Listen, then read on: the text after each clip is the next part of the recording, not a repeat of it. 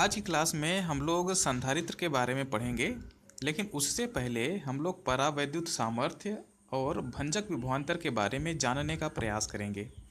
तो जैसा कि आप लोगों ने पिछले क्लास में पढ़ा था कि किसी परावैद्युत को बाह्य वैद्युत क्षेत्र में रखने पर उसके धन आवेश और ऋण आवेश विपरीत दिशाओं में विस्थापित हो जाते हैं, जिसके कारण एक वैद्युत द्विध्रुव बन जाता है। जैसे मैं एक अणु को यहाँ पे दिखा दे रहा हूँ। ओके, धन आवेश वैद्युत क्षेत्र की दिशा में विस्थापित होते हैं और ऋण आवेश वैद्युत क्षेत्र की विपरीत दिशा में विस्थापित होते हैं। ठीक है।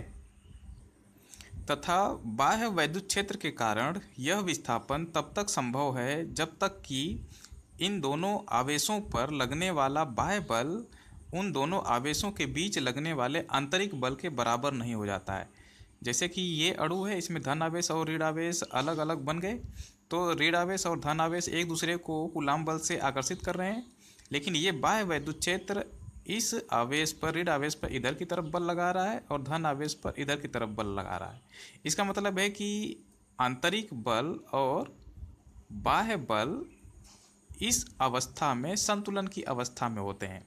लेकिन यदि हम लोग ये बाह्य वैद्युत क्षेत्र बढ़ाते जाते हैं तो परावैद्युत के अणुओं में स्थित धन आवेश और ऋण आवेश के द्रव्यमान केंद्र का विस्थापन बढ़ता जाता है। ठीक है। और अगर हम लोग ये बाह्य वैद्युत क्षेत्र निरंतर बढ़ाते जाएं तो एक ऐसी स्थिति आ सकती है कि परावैद्युत के अणुओं से बाह्य इलेक्ट्रॉन निकलने लगें। और जब किसी परावैद्युत पदार्थ में इलेक्ट्रॉन अनुपस्थित होते हैं तब तो ये कुचालक होता है, लेकिन जब अणुओं से इलेक्ट्रॉन निकलने लगेंगे तो ये चालक की तरह बिहेवियर करने लगता है, चालक की तरह व्यवहार करने लगता है। ठीक है। इसी अवस्था को हम लोग परावैद्युत भंजन कहते हैं। ठीक है। और परावैद्युत भंजन की अवस्था से ठीक पहले, मतलब कि परावैद्युत पर आरोपित वैद्युत क्षेत्र की तीव्रता का वह अधिकतम मान जिसे परावैद्युत पदार्थ परावैद्युत भंजन की स्थिति में आए बिना सहन कर सकता है, परावैद्युत पदार्थ का परावैद्युत सामर्थ्य कहलाता है। ठीक है। क्या हुआ कि हमने इस परावैद्युत पदार्थ को बाह्य वैद्युत क्षेत्र में रखा, सभी अणुओं में द्विध्रुव बन गए। अब द्विध्रुव तो बने हैं हर जगह, माइनस प्लस माइनस प्लस। ठीक है। लेकिन जब हम लोग इस बाह्य वैद्युत क्षेत्र को ज़्यादा बढ़ा देंगे तो इसमें से इलेक्ट्रॉन जो है, ऋण आवेश में से इलेक्ट्रॉन निकल करके बाहर आने लगेंगे। आप कहेंगे सर धनावेश भी तो बाहर आ सकते हैं। ऐसा नहीं है। अगर ये ठोस पदार्थ है तो इसके जो धन आवेश हैं उससे बद्ध रहते हैं। किसमें? पूरे पदार्थ में बद्ध रहते हैं, वो हिल डुल नहीं सकते हैं। उनको बाहर निकालने के लिए हम लोगों को या तो पिघलाना पड़ेगा, उसको गैसीय अवस्था में लाना पड़ेगा। फिर आप कहेंगे कि अगर गैस में से तो निकाल सकते हैं धन आवेश को, लेकिन नहीं, न्यूक्लियस हमेशा बंधा रहता है, उसको अलग करना इतना आसान नहीं है। इसके बारे में आप लोग बड़े क्लास में पढ़ेंगे। ठीक है। तो धन आवेश को बाहर नहीं निकाला जा सकता है, लेकिन ऋण आवेश को बड़े आराम से बाहर निकाला जा सकता है। और जब इस बाह्य वैद्युत क्षेत्र को काफ़ी मात्रा में बढ़ा दिया जाता है तो अणुओं के अंदर से इलेक्ट्रॉन निकलने लगते हैं। ठीक है। और वो इलेक्ट्रॉन पूरे पदार्थ में फैल जाएंगे, जिसके कारण ये अब कुचालक न रह करके चालक की तरह व्यवहार करेगा। ओके। क्योंकि चालक और कुचालक में बस इतना ही तो अंतर है कि चालक पदार्थों में मुक्त इलेक्ट्रॉन होते हैं, तो जब इसमें हम लोग मुक्त इलेक्ट्रॉन बना दिए तब ये कुचालक कैसे हो सकता है भला, है ना। तो इसको हम लोग कहते हैं परावैद्युत भंजन, है ना। और परावैद्युत भंजन की अवस्था में आने के ठीक पहले, या फिर कहें कि वैद्युत क्षेत्र की तीव्रता का वह अधिकतम मान जो यह परावैद्युत पदार्थ बिना भंजन की स्थिति में आए सहन कर सकता है, तो उसको हम लोग कहते हैं, मतलब इस वैद्युत क्षेत्र की तीव्रता को ही हम लोग कहते हैं परावैद्युत सामर्थ्य। ठीक है। तो हम लोग इसको लिख लेते हैं। हेडिंग है परावैद्युत सामर्थ्य तथा भंजक विभवांतर। इसको कहते हैं dielectric strength and breakdown potential difference. बाह्य वैद्युत क्षेत्र की उपस्थिति में परावैद्युत माध्यम जो है ध्रुवित हो जाता है। यदि परावैद्युत पर आरोपित क्षेत्र की तीव्रता बढ़ाई जाती है तो परावैद्युत के अणुओं में स्थित धन आवेश और ऋण आवेशों के द्रव्यमान केंद्रों के बीच विस्थापन बढ़ता जाता है। ओके, यदि आरोपित वैद्युत क्षेत्र की तीव्रता निरंतर बढ़ाएं तो अंततः ऐसी स्थिति आती है कि परावैद्युत के अणुओं से बाह्यतम इलेक्ट्रॉन पृथक हो जाते हैं, जिस कारण परावैद्युत चालक की तरह व्यवहार करने लगता है। ओके, इस अवस्था को परावैद्युत भंजन कहते हैं। ओके, परावैद्युत पर आरोपित वैद्युत क्षेत्र की तीव्रता का वह अधिकतम मान जिसे परावैद्युत पदार्थ परावैद्युत भंजन की स्थिति में आए बिना सहन कर सकता है, पदार्थ का परावैद्युत सामर्थ्य कहलाता है। ओके, और परावैद्युत सामर्थ्य द्वारा परावैद्युत पदार्थ पर आरोपित विभवांतर भंजक विभवांतर कहलाता है। वायु के लिए परावैद्युत सामर्थ्य लगभग 3 × 10⁻⁶ वोल्ट पर मीटर होता है। ओके, तो ये हो गया परावैद्युत सामर्थ्य तथा भंजक विभवांतर, और उम्मीद है कि आप लोगों की समझ में भी आ गया होगा। अब हम लोग पूरी तरह से धारिता के बारे में पढ़ने के लिए तैयार हो चुके हैं। ठीक है, तो अब हम लोग शुरू करेंगे। तो सबसे पहला हेडिंग है हम लोगों का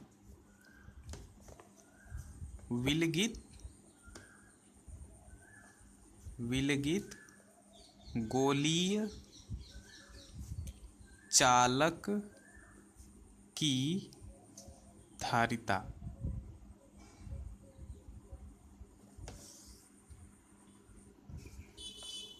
capacitance of an isolated spherical conductor. Okay,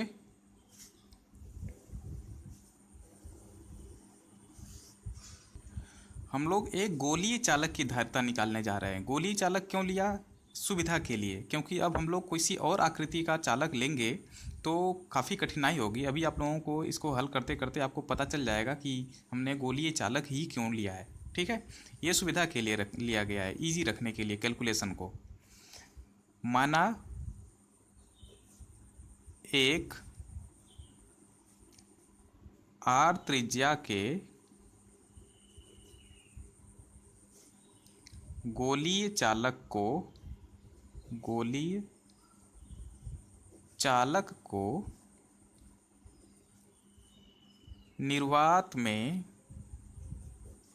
निर्वात में रखा गया है। यदि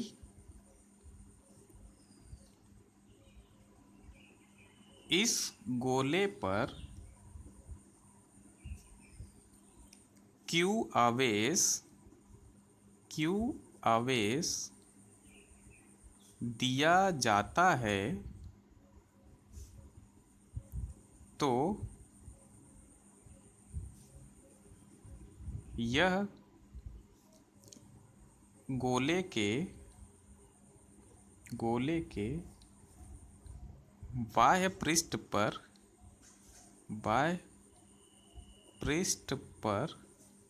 वितरित हो जाता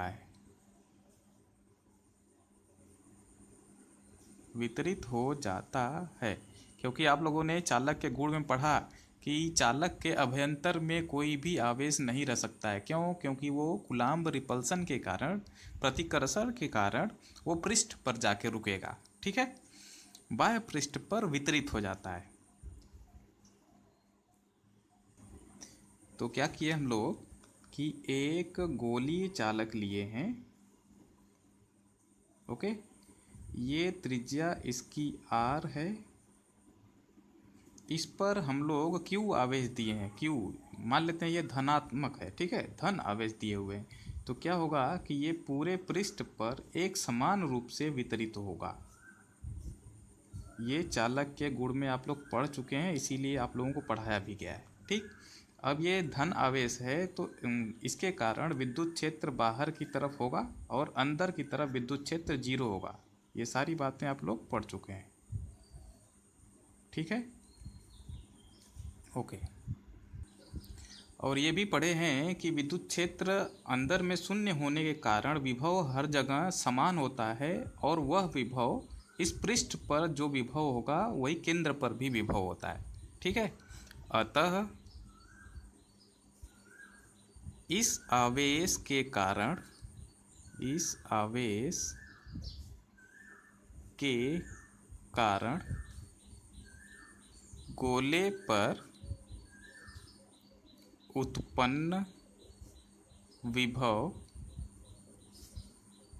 भी बराबर पृष्ठ पर कितना होगा 1/4 pi epsilon not Q/R, okay. इसमें कोई कन्फ्यूजन नहीं होगा। और हम लोगों ने धारिता के लिए सूत्र पढ़ा था, तथा गोले की धारिता या फिर लिख सकते हैं चालक की धारिता C बराबर Q/V। ये फार्मूला हम लोग पहले ही पढ़ चुके हैं इसके बारे में।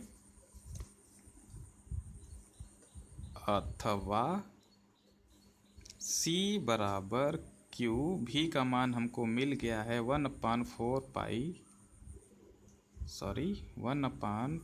पाई एप्सिलॉन नॉट Q/R, ठीक है। तो यहाँ से मिलेगा, अतः C बराबर Q से Q कट जाएगा, ये सब ऊपर 4 पाई एप्सिलॉन नॉट R। एक विलगित गोले की धारिता हम लोगों को मिल गई 4 pi epsilon not R, okay. एक बात आप लोगों को बताना भूल गया है, वैसे आप लोग किताब में पढ़ लिए होंगे, फिर भी मैं बता दे रहा हूँ कि हम लोगों ने पढ़ा कि C बराबर Q/V। तो यहाँ से हम लोग देखते हैं कि कैपेसिटेंस का जो मात्रक होगा वो होगा कूलाम पर वोल्ट, ठीक है। इस कूलाम पर वोल्ट को हम लोग फैरड भी कहते हैं, फैरड भी कहते हैं। हिंदी में लिखें तो फैरड लिखेंगे, फैरड। और इसको प्रदर्शित करने के लिए केवल एक F का इस्तेमाल करते हैं, ठीक है। और जैसा कि आपको पता है कि कूलाम एक बहुत ही बड़ी राशि है, आप लोगों ने पहले चैप्टर में पढ़ा है, उसी तरह से ये फैरड भी, अब कूलाम बहुत बड़ी राशि है तो फैरड भी बहुत बड़ी राशि होगी, ठीक है। इसीलिए फैरड न इस्तेमाल करके हम लोग मात्रक में ज़्यादातर माइक्रो फैरड अथवा नैनो फैरड का इस्तेमाल करेंगे, कभी कभी पीको फैरड का भी इस्तेमाल करते हैं। और इन सब के बारे में आप लोगों को पहले से पता है कि माइक्रो, नैनो, पीको क्या होते हैं, ओके। अब यहाँ पर एक प्रैक्टिकल बात आती है कि अगर हम लोगों को 1 फैरड का कैपेसिटर बनाना है तो कितना बड़ा गोला लेना पड़ेगा, चालक का गोला यहाँ पे लेना पड़ेगा, क्योंकि हमको 1 फैरड का बनाना है कैपेसिटर, ओके। और कैपेसिटर का इस्तेमाल आप लोगों को पता ही है कि, सॉरी अभी तक हम लोग कैपेसिटर पर पहुँचे नहीं हैं। हम लोगों को कैपेसिटेंस, धारिता 1 फैरड का एक चालक बनाना है, तो कितना बड़ा चालक होगा यहाँ से अगर हम लोग देखना चाहें तो हम लोग लिखेंगे, ये पूरा मल्टीप्लाई करने के बाद 1 आना चाहिए।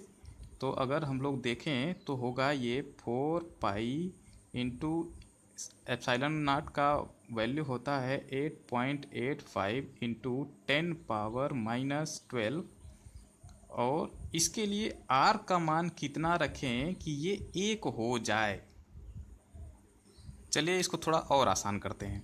आपको पता है कि 4 पाई एप्सिलॉन नॉट की वैल्यू होती है 1/9 इंटू 10⁻9, ओके। अब हम लोगों को केवल वैल्यू रखनी है R की। मान लेते हैं पृथ्वी की त्रिज्या रख देते हैं, तो पृथ्वी की त्रिज्या होती है 6.4 इंटू 10⁻6 मीटर। तो अगर ये सारा मल्टीप्लाई करेंगे तो हम लोगों को मिलेगा 711 माइक्रोफैरड। यहाँ से आप लोग समझ सकते हैं कि हम लोगों को बनाना 1 फैरड का है, और पृथ्वी की जितनी त्रिज्या वाला एक हम चालक ले लिए तब भी उसका जो कैपेसिटेंस है 711 माइक्रोफैरड ही हो सकता है। तो पृथ्वी पर हम लोग पृथ्वी के ही जितना बड़ा कैपेसिटर तो रख नहीं सकते, है ना। इसका मतलब है कि हम लोग किसी विलगित चालक को आवेश संचित करने के लिए इस्तेमाल करना चाहें तो बहुत ही कम धारिता का बना पाएंगे। इसलिए हमको कोई एक दूसरा जुगाड़ चाहिए, ठीक है। हम लोगों को कोई दूसरा जुगाड़ चाहिए जिससे कि हम लोग धारिता को बढ़ा सकें, चालक की धारिता को बढ़ा सकें। इसके लिए अब एक जुगाड़ आएगा, उसको नाम दिया गया है संधारित्र, ठीक है, जिसको इंग्लिश में कहते हैं कैपेसिटर। बात समझ में आई। हम लोगों को चालक की धारिता बढ़ानी है, खाली चालक की धारिता बढ़ाने के लिए जुगाड़ लगाना पड़ेगा, और उस जुगाड़ को हम लोग कहते हैं संधारित्र। तो लिख लेते हैं कि संधारित्र क्या होता है। संधारित्र एक ऐसी युक्ति है, युक्ति का मतलब वही जुगाड़ ही होता है, बस हिंदी भाषा में रखने के लिए इसको युक्ति लिखा जाता है, ठीक है। ऐसी युक्ति है जिसमें चालक के आकार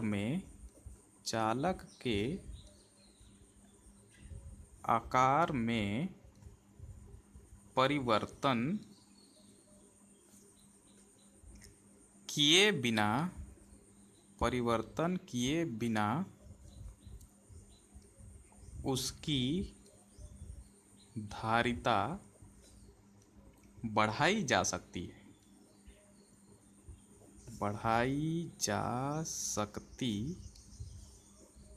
है, ठीक है।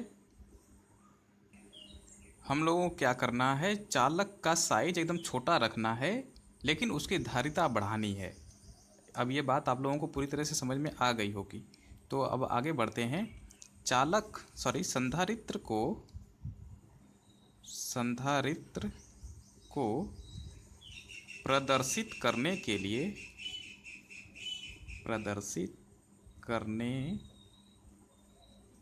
लिए निम्न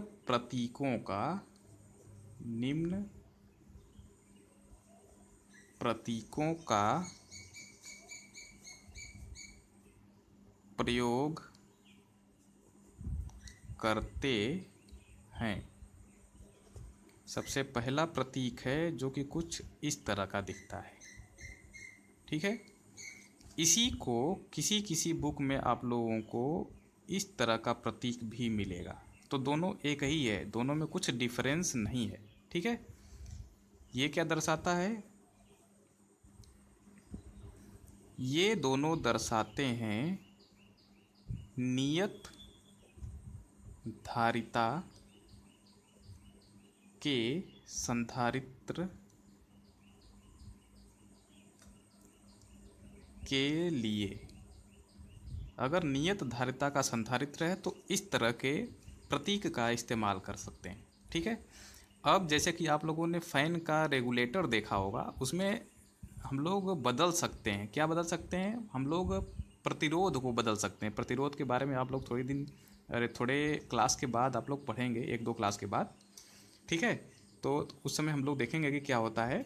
लेकिन उसके पहले हम लोग ये जानने का प्रयास करते हैं कि जैसे हम लोग वो प्रतिरोध को बदल सकते हैं, क्या हम लोग धारिता को भी बदल सकते हैं। तो हाँ, और अगर हम लोग धारिता को बदल सकते हैं, जैसा कि आप लोगों ने रेडियो में देखा होगा, रेडियो में एक नाब होता है जिसको घुमाने पे चैनल बदलता है, वो एक्चुअल में हम लोग इसी धारिता को ही बदल रहे होते हैं, ठीक है।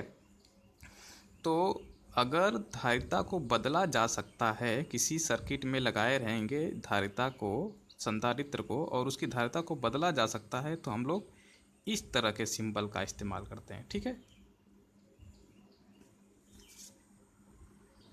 और ये सिंबल किसको प्रदर्शित करता है? ये परिवर्ती धारिता के संधारित्र के लिए इस्तेमाल किया जाता है। संधारित्र के लिए, ठीक है। तो हम लोग ये 3 प्रतीकों का इस्तेमाल करते हैं। हम लोग ज़्यादातर इसका और इसका इस्तेमाल करेंगे। नियत धारिता का रहेगा तो ये इस्तेमाल करेंगे, परिवर्ती धारिता का रहेगा तो ये इस्तेमाल करेंगे। ओके, तो उम्मीद है कि आप लोग यहाँ तक अच्छे से समझ गए हैं, ठीक है। अब यहाँ पर क्वेश्चन आएगा कि संधारित्र धारिता को बढ़ाता कैसे है। तो उसके लिए आप लोगों ने पहले ही पढ़ा है कि धारिता का सूत्र होता है Q/V, जिसमें आप लोग देख सकते हैं कि जब किसी चालक पदार्थ को आवेश Q दिया जाता है तो उसका विभव भी हो जाता है, और आवेश और विभव के इसी अनुपात को धारिता कहते हैं। और इसको पढ़ते समय आप लोगों ने पढ़ा था कि एक निश्चित विभव से ज़्यादा आवेश देने पर आवेश जो है चालक के पृष्ठ को छोड़कर बाहर निकलने लगते हैं, और उसी निश्चित विभव को ही हम लोग कहते हैं भंजक विभव, जिसके बारे में अभी अभी हम लोगों ने पढ़ा। लेकिन फिर यहाँ पर एक क्वेश्चन आएगा कि भंजक विभव तो परावैद्युत के लिए होता है, और अगर हम लोग चालक को निर्वात में रख दें तो फिर कहाँ से परावैद्युत आएगा। तो इसके लिए आप लोग याद रख लीजिए कि पृथ्वी पर एक परफेक्ट वैक्यूम संभव ही नहीं है। यानी कि हम लोग कितना भी निर्वात बनाने की कोशिश करें, पूरी तरह से निर्वात हो ही नहीं सकता। लेकिन अगर निर्वात होता तो उसका भंजक विभव नहीं होता, ये सत्य बात है, ठीक है।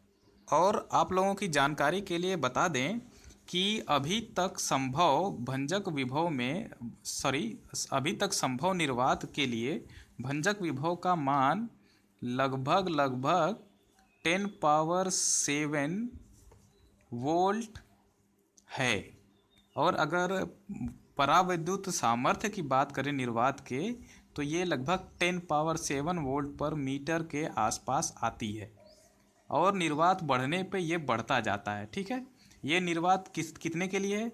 लगभग 10⁻⁻6 टार का प्रेशर अगर कर दिया जाए। निर्वात का मतलब है जहाँ वायु भी न हो। लेकिन जब हम लोग वायु को हटाने का प्रयास करते हैं तो हम लोग उसको दाब के रूप में नापते हैं, ठीक है। जब हम लोग प्रेशर इतना कर दें, आपको पता है कि पृथ्वी पर वायुमंडलीय दाब कितना है? 1 ATM है ना। तो उसको हम लोग टार में भी नापते हैं, ऑलरेडी आप लोगों ने कक्षा 11 में पढ़ा है। और अगर हम लोग 10⁻⁻6 टार का प्रेशर कर दें, यानी कि हवा हम लोगों ने पूरा क्या किया है? निकाल ही दिया है, समझ लीजिए एक तरह से। इतना प्रेशर करने के बाद भी कुछ परमाणु वायु के निर्वात में भी रह जाते हैं, और उसी के कारण यहाँ पे भंजक विभव हम लोगों को मिलता है। तो निर्वात पे अभी तक पॉसिबल निर्वात में भंजक विभव जो है 10⁻7 वोल्ट पर मीटर के आसपास है, ठीक है। तो अब देखिए, जब हमको पता है कि एक निश्चित विभव से ज़्यादा विभव हम लोग किसी चालक को नहीं दे सकते, यानी कि एक निश्चित आवेश से ज़्यादा आवेश नहीं दे सकते, तो इस स्थिति में क्या करेंगे? हम लोग विभव को ही घटा देते हैं। अगर कोई ऐसा जुगाड़ मिल जाए कि हम लोग विभव को घटा सकें, तो हम लोग बिना टेंशन के आवेश हम लोग ज़्यादा दे सकते हैं। और यहाँ पर देखेंगे कि विभव घटा देंगे और आवेश ज़्यादा कर देंगे तो धारिता तो बहुत ही ज़्यादा बढ़ जाएगी। तो इस धारिता बढ़ाने के तरीके को ही हम लोग कहते हैं संधारित्र का सिद्धांत। तो हम लोग आगे देखते हैं, अगली हेडिंग हमारी होगी संधारित्र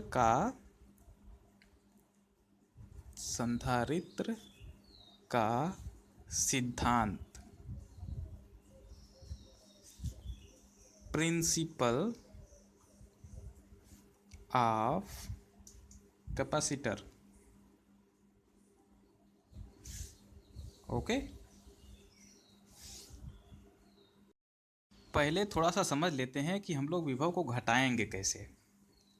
तो जैसा कि आप लोगों ने पढ़ा है कि विभव भी बराबर होता है 1/4 पाई एप्सिलॉन नॉट Q/R, और विभव एक अदिश राशि है, यानी कि धन आवेश के लिए ये धनात्मक होता है और ऋण आवेश के लिए ये ऋणात्मक होता है।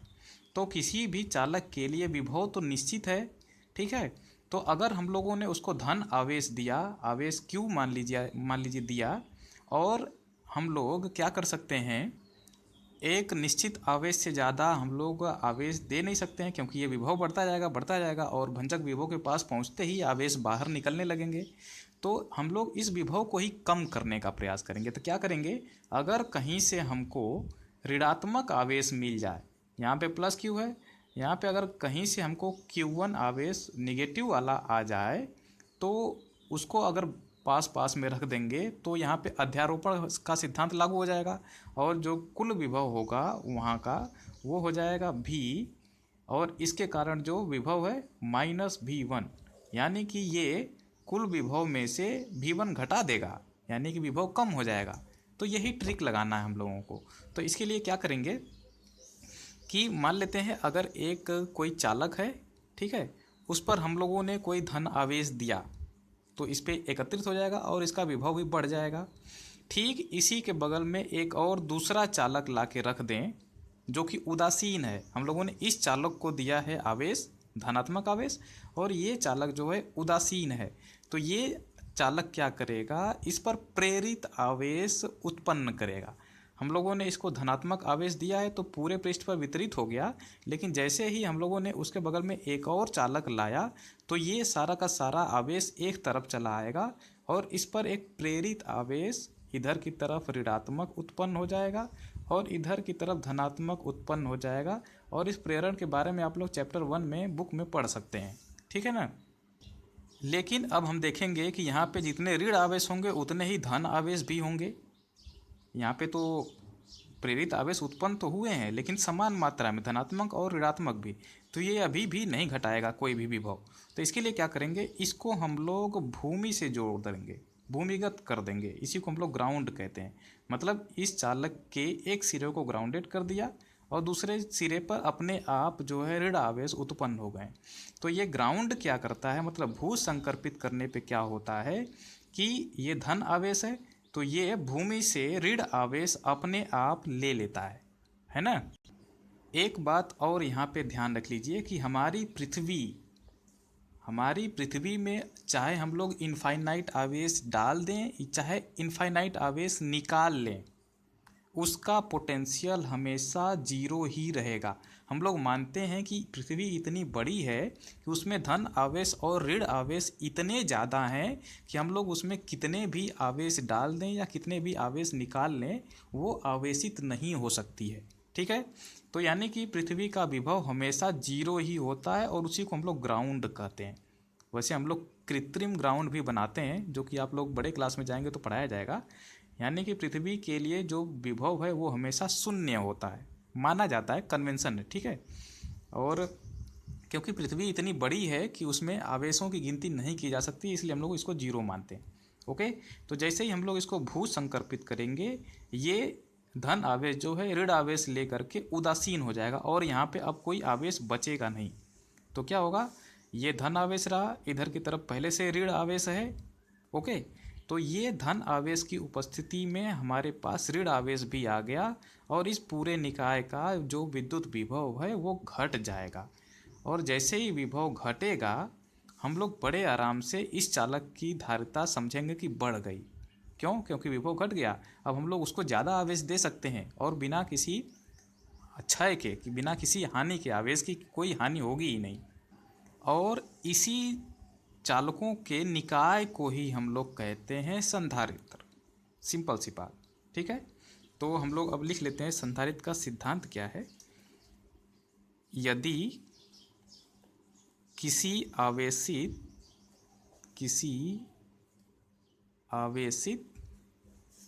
एक बात और, ये मत लिखिएगा, ये फिगर बना सकते हैं आप लोग, वैसे ज़रूरत नहीं है कुछ भी करने की। मतलब ये कोई चालक ए है, ये कोई चालक बी है और ये धनावेश मत दिखाइएगा, ग्राउंड दिखा दीजिएगा। ओके, यदि किसी आवेशित चालक के निकट पृथ्वी से पृथ्वी से संबंधित एक अन्य उदासीन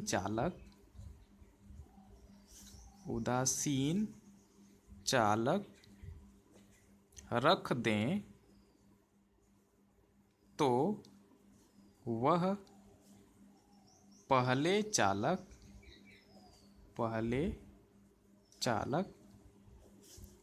के वैद्युत विभव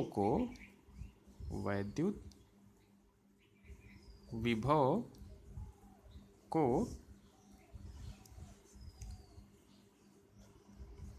निरंतर कम करता है।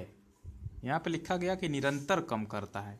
जैसे जैसे इस पे आवेश बढ़ाते जाएंगे वैसे वैसे इस पे ऋण आवेश बढ़ता जाता है। ठीक है, यानी कि जब जितना ये आवेश बढ़ाएगा उतना ही ये ऋण आवेश बढ़ाएगा, यानी कि इसका अगर पोटेंशियल बढ़ेगा तो ये ठीक उसी के आसपास पोटेंशियल घटाने का प्रयास करेगा। और इस तरह से हम बहुत ही ज़्यादा आवेश इस चालक ए पर बिना कहे सुने एकत्रित कर सकते हैं, और हमको तो यही करना ही है ना। निरंतर कम करता है जिससे उसकी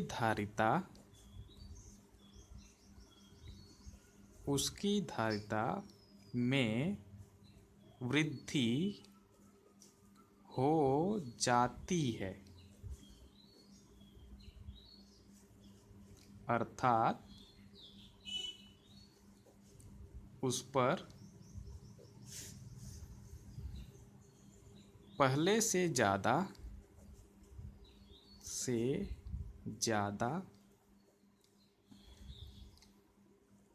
आवेश संचित किया जा सकता है।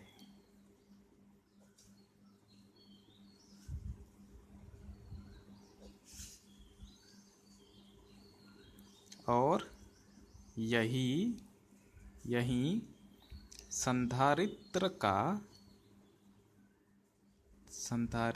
का सिद्धांत है। ठीक है,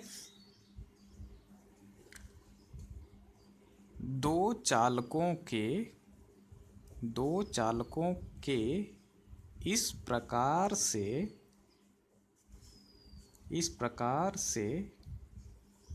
एक दूसरे के समीप रखने से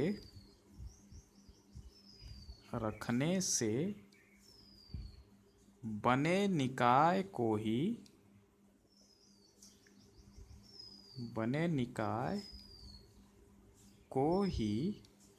संधारित्र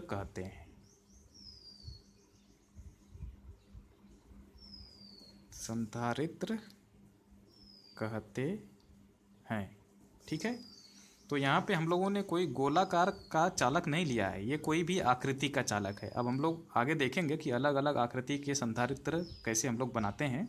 तो अभी केवल ये था संधारित्र का सिद्धांत, और संधारित्र का काम है कि बिना आकार बदले हम लोगों को धारिता चालक की बढ़ानी है। ओके, तो इसके लिए हम लोगों ने जुगाड़ लगाया कि अगर एक चालक जिसको हम लोग आवेश दे रहे हैं उसके बगल में कोई दूसरा भू संकर्पित उदासीन चालक रख देते हैं, तो उसके कारण उत्पन्न विभव पहले चालक के द्वारा उत्पन्न विभव को पक्का घटा देगा, और हमको यही करना है। और जैसे ही विभव घटेगा वैसे ही धारिता बढ़ जाएगी। आप लोगों को पूरी बात उम्मीद है कि समझ में आ गई है।